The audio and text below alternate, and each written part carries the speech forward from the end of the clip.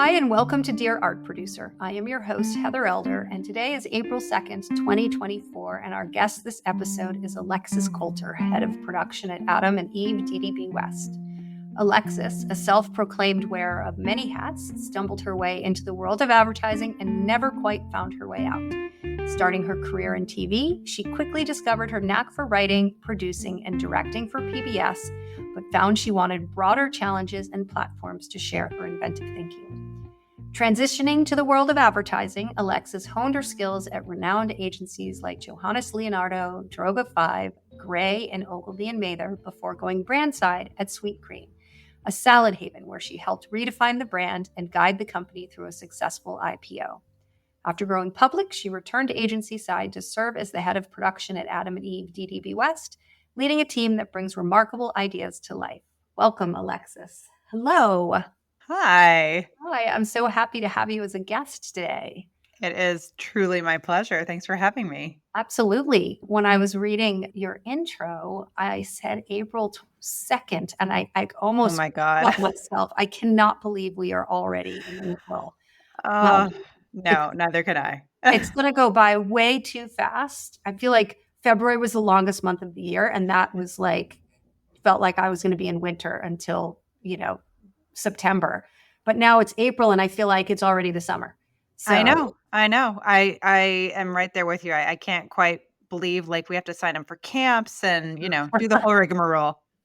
Oh my God, that was always such a stressful time. I'm so sorry for that. How do we keep these kids entertained for 2 whole months? Oh my God, yes, I know. Well, good luck to you on that. You're a producer. Any type of person could get that done. A producer will. So, well, your background seems really interesting. I'm always personally fascinated with how somebody kind of got their start in the industry. Obviously, you don't go way back and share every little tiny detail, but just giving our audience a little bit of an insight into the path that you took, how you stumbled into advertising, and kind of how you ended up where you are today. Yeah, for sure. I always knew I loved storytelling. I was definitely the theater kid in a high school and made very nerdy videos in my bedroom. The background is really the fact that my parents were very much in media in a certain sense. My father was a photographer. My mother was a model. And as a 14th birthday present, my father built me a darkroom. So I got really into photography quite early. And then prior to the darkroom, he gave me a good old VHS camcorder and some hot lights. And my house was the house to go to in town because we made music videos all day, every day. And that's so they great. really hold up, let me tell you. Oh my gosh. Can you still access them? I do. I digitized them pretty early. And I got to tell you, my kids love nothing more than watching 9-year-old me do some teeny bopper. God, it was Tiffany and Debbie Gibson were my Taylor Swift. And those videos are incredible. So I got really into sort of filmmaking and photography, really got the bug early. And then basically when I was in my early 20s and trying to figure out, what am I going to do with my life? I ended up going to New York because, who wouldn't want to go to New York and figure their life out there? And it was just the best and most exciting place. And I kind of just threw my hat in the ring. I was acting at the time. Like I said, I was a theater kid. So I initially thought I wanted to be an actress. And I got a part in a commercial. And I basically went to the guy who was directing me. I was like, I want to do what you do. How does that work? And it turns out he had a production company. He was hiring for an assistant at that point, like an admin. And I just said, I'm your girl. I want to learn everything I can. And within a year, I was producing for them. So it's a really amazing sort of boot camp and, learning very much to build the plane as we flew it. Yeah. It was a good small production very small production company. And as it turns out, there was 3 of us in the office doing everything. And the other person ended up in advertising as well. So it's fun now, 20 plus years on, we laugh about those days when we were in a dingy production company in New York City, but we learned so much in that short time. And we weren't working on commercials. We were working on long form content, episodic content. And I really knew nothing about advertising, which is funny because my parents, were somewhat they were more on the fashion side of the business. So I never thought of advertising as such. And so I just very quickly sort of discovered that advertising was a thing, and only due to the fact that it was like it was it was a stumbling of my way in, because PBS, while it was absolutely amazing and I loved the creative freedom to like write, produce, and direct, it was hard to pay the bills. And so, I just threw my hat into like, where can I get a job? And the first job I got happened to be at BBDO. But I didn't even know what BBDO was. And I got put in the production department naturally as, someone who had a production background. And I very quickly learned how awesome advertising could be and how you could take that storytelling format into a much shorter sequence. And, from there, the sort of interest in broader sort of marketing thinking and 360 and all of that really developed. And now it's just like, it's one of those happy things to be able to say, I absolutely love what I do.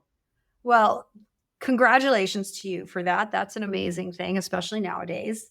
But I think you touched on some really important things, like, having done over 100 episodes now, there's certain things that really rise to the top and I think make for a really successful art producer. And I think one is exposure early on. Like, there's something about the business, and it might not have been actual advertising or actual photography. Like, it's just something about being in a frenetic place and having to be resourceful and Totally. creative and storytelling that appeals to people. So whether it's in music or photography or however, it's just, there's something about that appeals to them. And then, I feel like everyone feels like they get thrown in to something, and then it's sink or swim. Right. Absolutely. So if you don't Absolutely. swim, you get out because you're just like, this is not for me. I can't take it for whatever reason. I don't like it.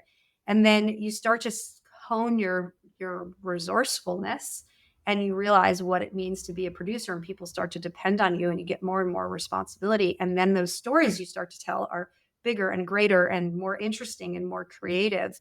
And I think, all the art producers I know who have been around for a long time will say that it's a bit addictive, and you just keep looking for the next story that you can tell. It's so true. No, that's very apt. Just thinking through, and it's something my husband and I talk about a lot with regard to our kids, is like, where does that instinct to figure stuff out, like at any cost, come from? Because I feel like we both have that. He's a photographer, by the way. So it's like we have a very similar, we're programmed the same way to just like that sink or swim instinct. And we really think about like, how do you build that into, you know, your own children, because it's such an amazing asset to have. And I love that challenge of like, whatever someone throws at me, I'm going to go figure it out. Yeah. That's the joy of it. Yeah. And I feel like as an art producer, like someone's always throwing something at you multiple times a day. Always. Okay. Well, speaking about that, like, what's your day like? What's your role as an executive art producer or head of production look like? Yeah. So it's a lot of meetings, and it's really interesting. One of the things that really attracted me to Adam and Eve DDB West, and I wasn't sure I was going to go back to the agency side from the brand side, because I really enjoyed my role on the brand side. I had a really great team that I was working with, and I absolutely loved the brand that I was working for, and had a lot of autonomy there. So that was a really hard thing to leave in a lot of ways. But what really attracted me to Adam and Eve DDB was the fact that we on the West Coast are a smaller agency, if you will. So it's got that sort of boutique sensibility of like the Johannes Leonardos or the old form of Droga, like way, way back. I'm talking like 2000. Yeah. That I loved so much. That has such a creative spirit, but it's part of this much larger network. And that really appealed to me, because it's not only a different challenge in the sense of like, how do you better integrate and look at cross impact analysis and really like think through the business side of a network, but also just like, how do you really nurture and tap the talent of a broader network. So it's like this really fun challenge of being in a small agency in a bigger network. And that's a bit of a tangent, but that's just to sort of say, my day to day is both very hands on and very managerial at the same time. So, I mean, I can just look at my calendar for today and I, started off my day. Oh, shoot. Sorry, my computer I'm literally logging in because I think this is pretty funny.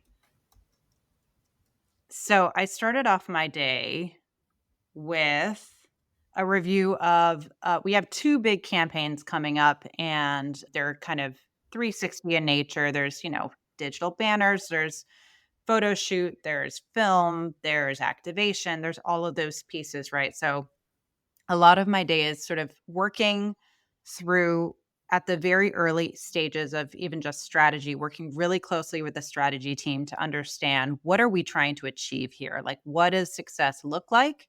And that is actually like one of my favorite parts of this job is translating that into an actual production plan.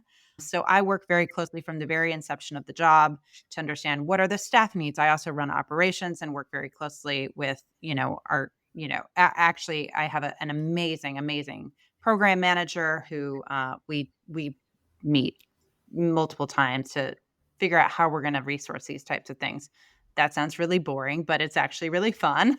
And so I'll sit and look through the work. I'll understand what the objectives are. I'll try to sit and watch the development of the creative. And of course, I'm also given like, what do we have financially to work with? How many assets are we trying to produce? Like, what is the scope of the broader nature of the campaign?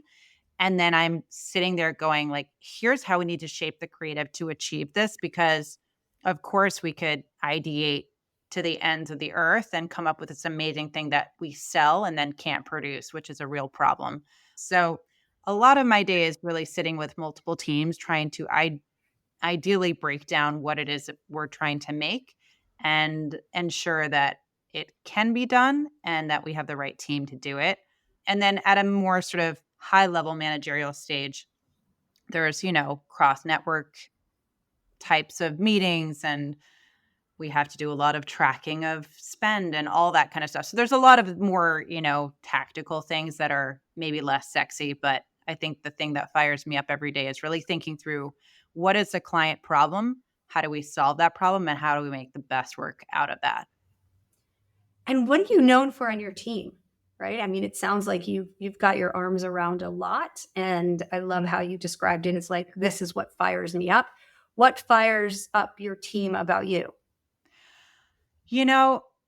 That's an interesting question. I think they like the fact that it's so funny because I am not a micromanager. It's quite the opposite of my managerial style. And I really do not like being micromanaged myself. So I give a lot of leeway, but I am very enthusiastic and very passionate. And I think the fact that I love to work closely with my producers to ensure that we are really thinking through everything and making sure that we're getting the maximum creative that we can out of an idea is something that they get excited about. And I love mentoring as well. I mean, I have a really lovely producer right now who is quite young, relatively new to the industry. And she's just been such a joy to work with because she equals my enthusiasm. She gets really jazzed about everything. And anytime she sees a creative presentation, she's like, oh my God, do we get to go make that? And I'm like, yes, we do. Let's talk about how. A lot of other people in the industry would be like, oh God, really? I got to figure out how to produce that. I know. I mean, I think that's where it comes to like, how one is made up. And I see a challenge and I get really excited by it. That's awesome. Is there anything, and you might not have an answer to this might be too spontaneous of a question, but like, is there anything that you think artists and reps would benefit understanding better about your role, especially because you have, you said you talk about the big picture of what you have to look at and also the minutia of what you're looking at. And you move very quickly. And there's a lot of people who probably don't get access to you in that process. So is there anything that comes to mind about what we should better understand? Yeah, that's such a great question because I think about this a lot. I love production companies. I love reps. Like I could not do my job without the broader ecosystem of our industry. And I really try to impart that to producers as well. Like, I think it's so important to maintain those relationships and do everything you can. It is hard, to your point. I mean, my emails are, I can't even get through my like regular emails on a day-to-day basis, but I really do try to read everything that comes in. I think one of the things that I find extremely valuable to share with my producers, which I think of, reps and production companies and, different boutiques, everyone has got the same goal, right? Like, we're all trying to make great work. Yeah. I think a question to ask, and I see this with producers now too, where it's like sometimes they have lost the thread on the questions to ask as well. Like, everyone needs to understand what the North Star is. So, I think a lot of producers that I speak to who may be young or new to the industry might just be very executional in thought. But like, the execution, if it doesn't serve the idea, doesn't matter. So I think asking the question, like, what are we trying to do here? Or what does success look like, is such a great question, both for production and for reps. And so, like, I think reps probably get a lot of really bad emails from producers, is my guess, that don't have a lot of direction or are very vague. And to be honest with you, the industry is tough now, right? Where it's like everybody is stretched to the max. We're all trying to do a lot with a little. And I don't just mean financially. I mean, that goes without saying, and it's been that way for a hot minute, but a lot in terms of like bandwidth, right? So we're Yeah. all trying to do too many projects, and briefs go out that are probably incomplete or just don't make any sense. And just taking a moment to be like, we really want to be able to answer this in the best possible way. Like, give us a double click on this. Like, is this a social first campaign? Like, what does the media buy look like? This is something I talk to my team about all the time. And it's like, if we get a brief from a client, we can't just say yes. We got to look at that. So in many ways, I feel like I'm a rep on my side dealing with clients, right? Where they come to us and they say, we need to do this. And it's like, well, why? And, what are those, if you're trying to, this is a funny thing because it's very prescient to like something that I'm going through right now. But if you're trying to reach a young demographic with this campaign, why are you buying newspaper? No young person is reading newspaper. Like, Right. let's talk about the why behind these things. And then we can really answer the need, right? So in the sense of creative and, artists and stuff like that, I think making sure that you understand what it is that they need, and understanding, honestly, like, a lot of it does come down to like, where does this need to live, so that we can craft the type of person we're going to present to you. This person they understand this placement, or they understand this kind of thinking around social first media. That really helps, I think, because a lot of the times people can't maybe articulate what they're looking for, but they see it, they know it when they see it, that kind of a thing. But if there's a way to just get a little bit more of an understanding or grasp of like what the brief really is and what success looks like, then I think it's easier to sell somebody through with that lens. Yeah, I definitely agree with that. And I also agree with, there's a lot of emails and requests that we get from art producers that you can tell they don't have the bandwidth. They don't have all the information. They're just kind of get down the road. And the ones that are more thoughtful and, and thoughtful doesn't mean just a deck. It's like, how are you presenting the information to me? 100%. To get the best out of me and my team. I had a example today. There's an art producer who's been asked, or I had to follow up with, because I hadn't heard from her because she had asked for some numbers. And when I asked her, she's like, can you just remind me who you're talking, what we're talking about? And I was like, oh, interesting. You don't even remember. I shared with her the email I sent to her, and she's like, oh, okay, great. Can you get that down to, and she gave me a new number. And I was like, okay, well, let me go check. And then I had a bunch of questions. Like, if you're going to ask me to cut, I have questions about what can I count? I'm not the art director. I can tell she's getting annoyed. Then I had the questions. And then she was like, you know what? Never mind. Well, let's reconnect later. And I thought, okay, you just you literally pushed something down the road. You wanted me to say, yes, I can get it to come in at that number and be done with it and not have a conversation. Yeah. That is very frustrating. And that actually is it's like, to me, that's something that is really honestly kind of unacceptable. I feel like that's something that's your responsibility as a producer to understand. Like, I literally just before this, why I was so frazzled when we started our call was I was sitting there going, okay, we need to take X number of dollars. I need to sit with my creative director and go, what's more valuable to you, the number of assets we deliver or having this one influencer? Like, we need to come to the same alignment on how we're going to get these numbers down, because I can't come to you and say, solve this. That's not your problem. That's our problem. It's so great to hear that, because that does come to me all the time. How are, it's like, okay, I can't get this to come in at your budget. Do you want me to give you a version of the bid that comes in where I think it needs to, or do you want me to come in at budget? And then a lot of times they're like, oh, give me both. And I'm like, okay, what am I allowed to cut? And they're like, well, you tell me. And I'm like, okay, this is a waste of time, because I don't know what's important to you or your client. I don't have access to either of your creative director or client right now to ask them. So what if I, get rid of the beach scenario and that's their favorite? Like, Right. Well, and I think that's I love this. This is like workshopping, right? Like, from my perspective, if I were in your seat, I would go, okay, well, here's what we would need to lose, to get to this place. Is that or maybe the question is you've asked this question and it sounds like this person is not able or willing to answer, but it's like, prioritize what you want here. Like, you got to give me a list of priorities if you want us to solve this, because to your point, you're not the creative, you're not the client. Like, you're here to help bring this to life, right? I think it's really challenging, and unfortunately a little bit of like where the industry has come to, where we've gone through COVID. We've had a lot of people who may have not had the training they need. Well, that's what I was going to say too. It does a lot of it, and I'm not dissing account people by any means. I started out as an account person. They have a really hard job. Yeah. But I think there's a lot of them who are in spots where they are inexperienced or just young in their job. They don't know what they don't know, or don't know about asking, or are afraid.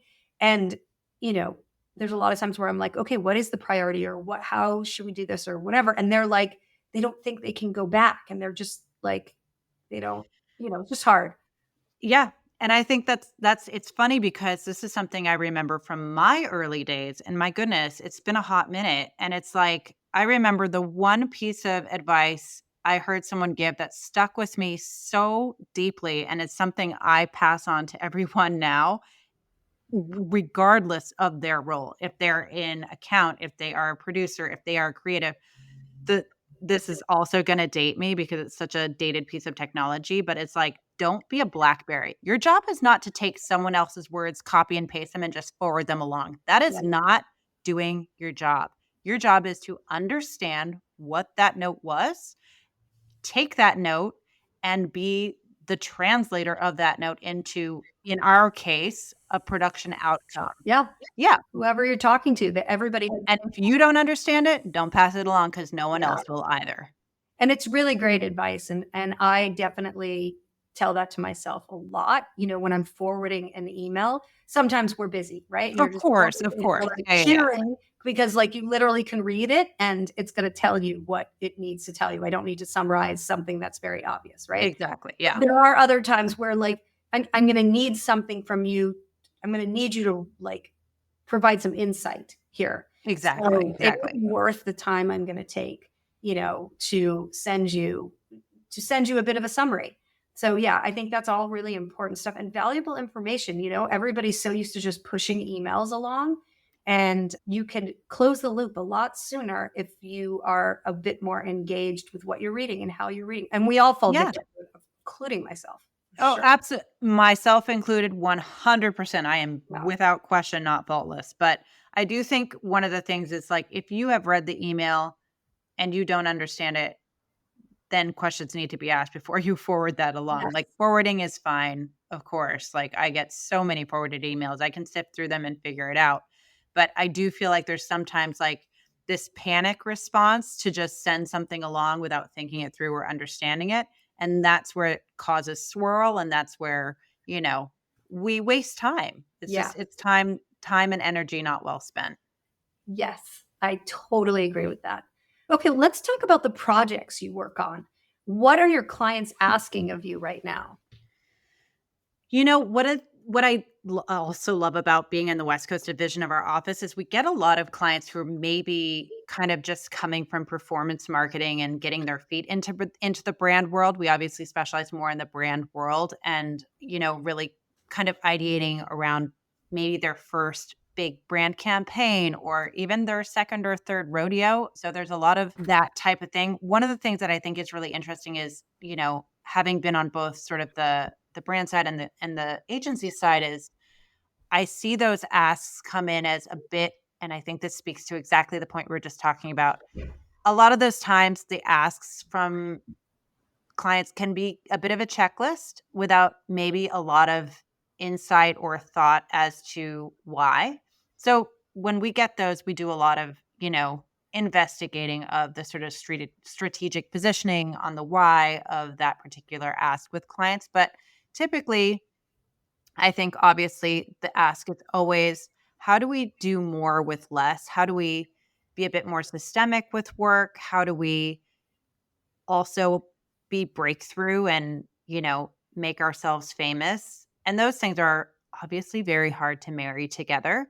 So I think it's just really ensuring that we work to make the right big bets and then have a bit of that sort of always on work stream as well.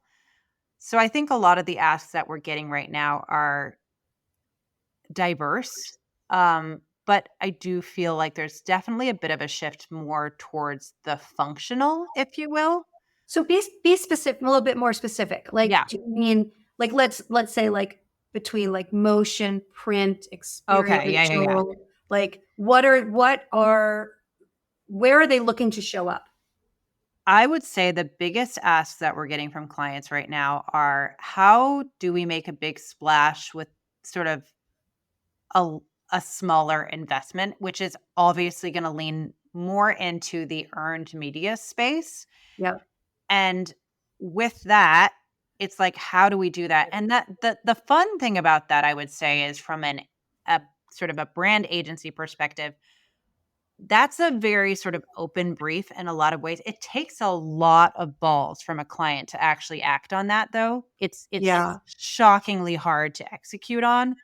But what I love about it is we can come to them and say, we think you should do. So, for example, we are working through an idea that's like motion led, but there's an execution of that could be completely just an activation or an all print campaign.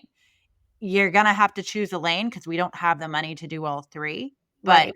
it could show up in any one of those sort of aspects. I think the hardest thing with that, while I love it the most from a creative challenge, is getting a client to be comfortable to actually put the money down on an idea that may or may not strike the PR fire. Nobody Yeah. can guarantee that, right? So I think when it comes to actually producing that work, it actually is a bit more of a hand-holding exercise than something more traditional, right? Like they come to you and they say, we want a 30-second buy on YouTube, get us a moving piece of film. But I see either of those two. It's either a very traditional sort of ask, which is going to have motion and usually some banners and print to accompany it, but it's more motion first, or it's like a print first execution that's going to get a lot of headlines because you're wheat pasting it all over town without any permission, that kind of a thing. Yeah. And how early are you brought into the process? Specifically me and my role? Yeah. Right at the beginning. I do find it very helpful and important, I would say, to include at least your head of production at the very inception of the brief. Like I sit in on the client briefing stage and I try to understand at the very core what we need to do and what's being asked of us so that I can help guide the creative to a place, like I said, is Yeah. maintainable and achievable. Okay, so all of these different places that your clients want to show up means lots of different type of talent that you need to pull from. So Yeah. how are these artists, well, first of all, what type of artists are marketing, looking for your attention, and how do they get your attention? That is a fantastic question. And it's complicated. I would say, the types of artists can be very, very broad. Like I am looking depending on the day, I can be looking for someone that can do a grand installation, like, an artist who can create a beautiful wall mural for us, right? Or I could be looking for someone who's like a social first UGC style iPhone photographer. It really runs the gamut. I would say getting someone's attention in this climate is hard. It's legitimately hard. I do think emails, as annoying as they can be, Yeah. are helpful, Yeah. right? Like I do get them. I don't always respond to them. In fact, I very rarely respond to them. It's not because I don't want to. It's just there's limited time in the day, but I do look at them. So I think, CRM campaign, they're effective. Of course, there are the firewalls. So I realize I probably don't see half of what actually gets sent to me. So I think personal outreach, honestly, is very much kind of where I think if there's someone you really, really want to go after, and this is just common sense, right? But like being familiar with what they're working on, or, look, not to be a stalker and a creep, but like if there's someone you really want to make a connection with, seeing what they're working on, looking at their, professional IG or whatever, showing up as a solution is kind of how I would position it.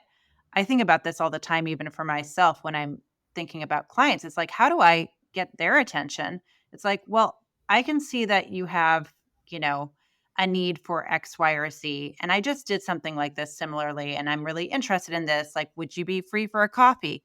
I think making it also a little bit low stakes, like we all know everyone's time is insanely compressed, and just making it an informational meet and greet, but doing it at a personal level, I think is probably ultimately where and maybe that's my personality, but I see a lot of the breakthrough happening there, where like someone was a fantastic rep, had emailed me like 3 times, and I kept having a note in my head to email them back, and it never happened.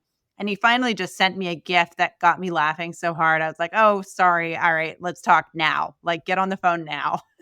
Yeah. And that was the way I got through. And I think for artists, I think having reps honestly is very helpful, because I definitely lean on you guys. Like, you guys are my eyes and ears. And for better or worse, like, we don't have a lot of time to be scouring. I actually love doing this. And if I had all the time in the world, I would just sit on all the different platforms finding my own talent. I love that process, but it's just not realistic for the time and the bandwidth that I have. So I lean on you guys a great deal to be like, this is what we're looking to do. Like, here's a creative direction. Who do you recommend? And then you have your stable of trusted reps, and you go to them for everything a lot of the time. Yeah, I think, but kind of backing up to the email thing for a minute, being the one who's often sending them out and kind of crafting them, I feel like there's lots of different types, right? There's the email blast, right, where it's Right. curated and I'm sharing some new work, or I'm sharing a story or a point of view, or I'm explaining something about not a talent of my talent. What's the word I'm looking for? Like a specialty, something my artist is good at, or something. Yeah. A solution, offering a solution. Then there's the email I might send to you, like, Alexis, hey, do you want to be on Dear Art Producer? I'm in town. Do you want to meet? Like, totally. that sort of thing. But I think the word that you used that really stood out to me is this idea of what breaks through. Because I know, I mean, I've been doing this for a long time. Like, I know you're getting my emails. I also know you're insanely busy, and sometimes something will catch your eye. And sometimes you also know that you can ignore my emails, because I have a thick skin, and I will be back another time with something else. For sure. And we will connect at some point. But what is the thing that's going to make it break through? And I think it's the authenticity of how you're connecting with people. And I totally agree. And recognizing that you need to be a solution, and it's not about, hey, look at this amazingly cool image that I just took, or this great video that I took, and then expecting you to reply. It's, oh my God, look what we did for less. We took a very small budget and we created these 3 15-second spots, and look what we did. And hey, it reminds me of what you did on this, right? It becomes a bit more relevant. I don't know. I think a lot of people kind of miss that. and they think, oh, I email her all the time and she never replies. It's like, Right, well, she right. will not reply, but she might be seeing your work. And if she's not replying, at some point she might, if it's relevant for her. But you got to like patience, like Absolutely. find the relevance there. I mean, and that's such a great point, the way you're saying, like, there's a categorization of emails, right? Like, there's the general blast. I think those are great. Everyone should be doing general blast. Yeah, Who cares if nobody responds? right. They're getting seen and they're getting filed away somewhere in that either physical or mental file of facts. And then there's that like more tactical, targeted messaging, if you will, that's like, hey, Alexis, I heard through the grapevine. I mean, and everybody talks in the industry, so you hear about stuff, right? And Yeah, it's like, I heard either you just did this or you have this coming up. And here's something I did that's either similar or had a solution to, having multiple deliverables, et cetera, et cetera. Whatever that thing is. Or it's just like, honestly, something dumb like, I heard you have an this is creepy. I'm not going to say that. I was going to say, I heard you have an 8-year-old. I wouldn't go that far, but like finding some common ground that you can just shoot the shit on, because honestly, we're all humans, right? We're all people. We all have lives. Everyone has got the same goals in mind, and it's not there's the opportunity to be very tactical and like, an email that's a bit of a scalpel and targeted at what yeah, that person needs. There's the general email blast, which is impersonal, but here's an update on what I'm doing, and have a really great key visual that you just immediately grabs your attention. And then there's just like the, hey, I just like to like pick your brain. Do you have 10 minutes? yeah. And that, I think, as a sort of trifecta of outreach, and granted, I know that's a lot of work. We're interrupting you every single time we email you, right? Like it is 100% interruption marketing. I have to get you at the right time. So you have to be open, have to be sending you something valuable, and you have to be open to it. And those are two really big asks. So I think the people who are doing the sending need to just have some patience. That's true too. But I think the other thing is like, there's so much, it's like, movie stars who say I'm an overnight success after 20 years of work, right? Where it's like, you keep putting the work in. And one day I get a brief and I'm like, oh shit, I just got this email. This person is perfect for it. So there's a lot in the luck of the draw, but if you don't show up in the inbox, it's probably not going to Yeah, be top of mind. that's right. Okay, so moving on from the inbox, and I'd love to just kind of pick your brain a little bit about Instagram. Please. This is a disconnect for me. You hear creatives all the time, and even art producers say, oh, I'm always on Instagram. I'm looking for talent on Instagram. I'm looking for talent on Instagram. Okay, so the traditional way of being on Instagram is that you're there and you're scrolling, right? And okay, who's showing up in my feed? Well, if you're not following Jane Smith, her work's not going to show up in your feed.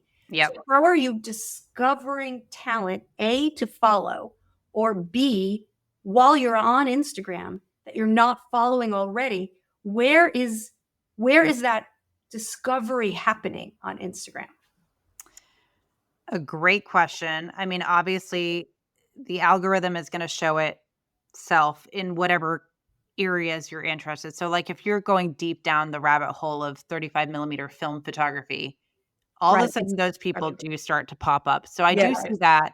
I oftentimes personally go to the sort of the follow list, like who are they following? I'm always interested in who other artists are following. Yeah. And I do discover people that way, because I think that ultimately it's actually quite a small world of like interest. And obviously, if there's a very targeted, sweetgreen, I was looking at food photography all day, all night long. Yeah. And that's a little bit more targeted and easy to look at. And I will say, hashtags are effective. Location pinning is effective. So in that case, I would oftentimes look for event photographers or food photographers or just more general lifestyle photographers by going to a location, because we're opening up in Austin. We need a great, cool opening night, photo shoot, and we want to have X, Y, and Z coverage. And we're going to use those in our out of home billboards and, all that sort of stuff. So there are multiple ways to sort of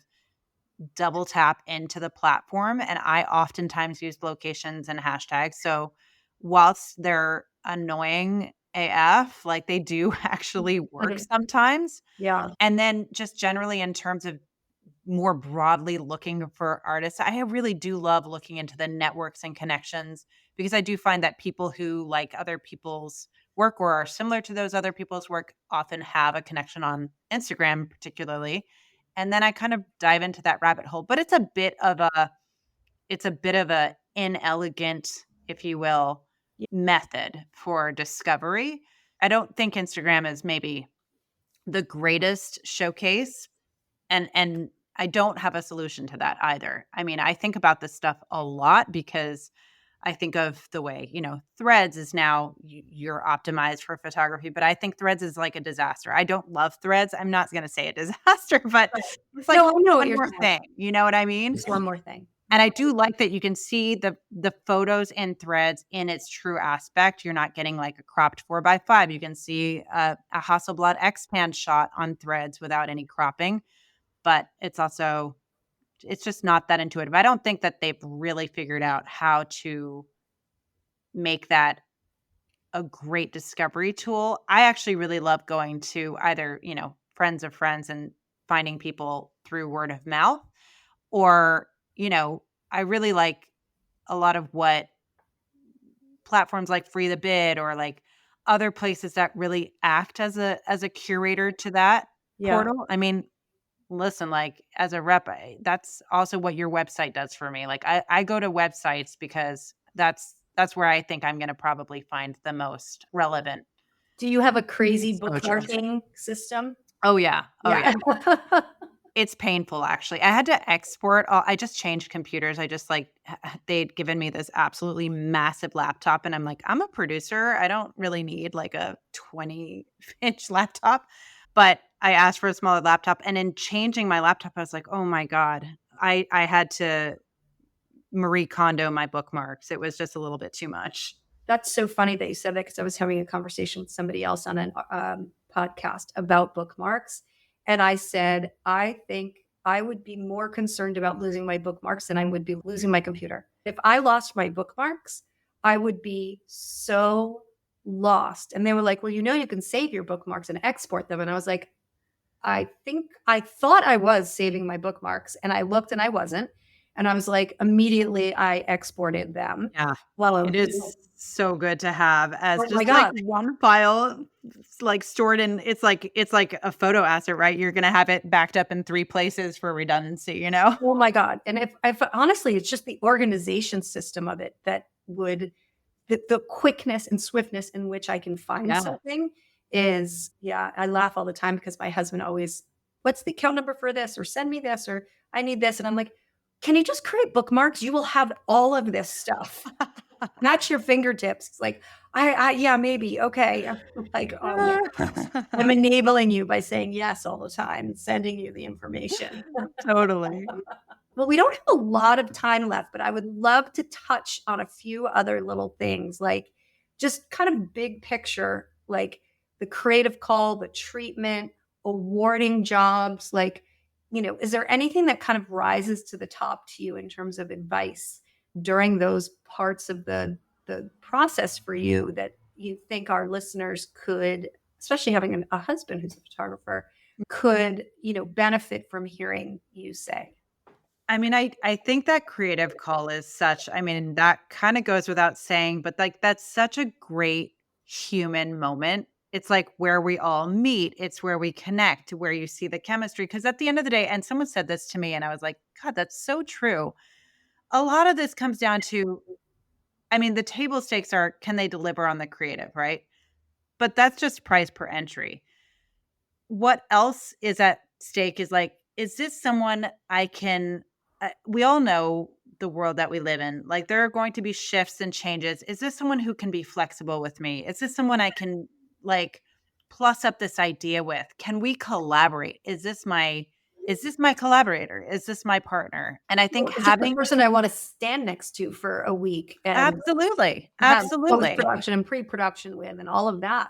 Absolutely. And so I think a lot of the times it can feel like a job interview to do these director calls or these photographer calls. And whilst that is, maybe technically true in some instance, just like taking a beat at the opening to just really connect with who is on the call and not think of it as a technical exercise of illustrating how great your work is, which we wouldn't be calling you if we didn't think your work was great, right? So that's just an assumed.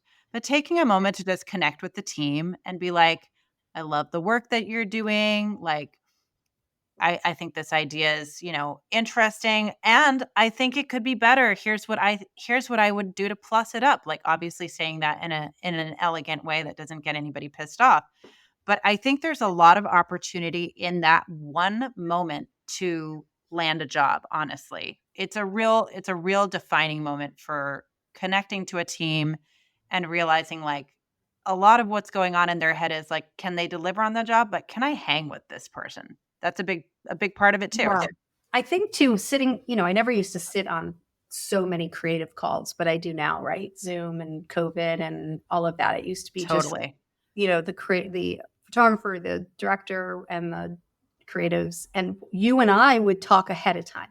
You would give me the detail. You and I would hash out the formula for the shoot, 3 days, 12 talent, 3 Yep. locations, scenarios.